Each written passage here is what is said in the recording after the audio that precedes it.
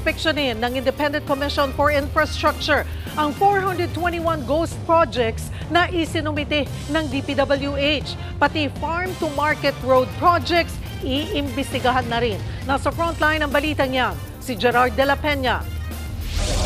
Muling bumisita si Public Works Secretary Vince Dizon sa opisina ng Independent Commission for Infrastructure. Baon niya ang report na naglalaman ng resulta ng pag-iimbestiga ng PNP, AFP at Department of Economy, Planning and Development sa 8,000 flood control projects sa bansa. Lumalabas sa report na 421 sa mga flood control projects na ito ay ghost projects. Karamihan daw ng mga proyektong ito ay matatagpuan sa Luzon at sangkot ang mga top contractors ng DPWH. Yung ghost kasi yun ang low-hanging fruit yun. Meaning madaling i-establish yung liability and accountability kapag ghost project. Hindi na mahaba yung yung case build-up nun. So mas mabilis tayo hopefully makakapag-file naman.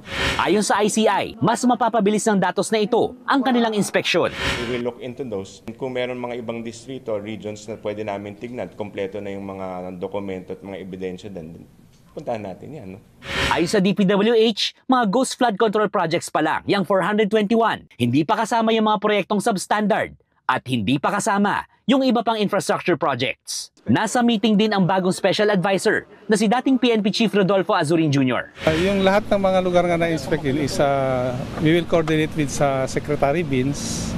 Siya yung magsasabi kung ano yung mga parang priority areas. Kaya nga tayo nagko-coordinate sa AFP and PNP because hindi naman lahat ay pupuntahan natin yon. Ibig sabihin is i-divide namin yung mga mag-i-inspect doon at magpabalidate. Bukod sa pag-iimbestiga sa flood control projects ay tutulong na rin ng DPWH sa pagsilip sa mga ghost projects na farm-to-market roads. Yan ay matapos magbigay ng impormasyon kay Dizon ni Agriculture Secretary Francisco Chu Laurel.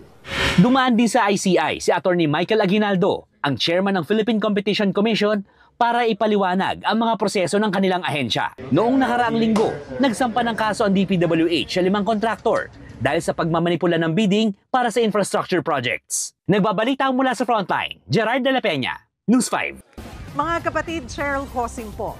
Maging maalam at may pakialam sa mga napapanahong issue at headlines. Mag-follow at mag-subscribe na sa social media pages ng News 5.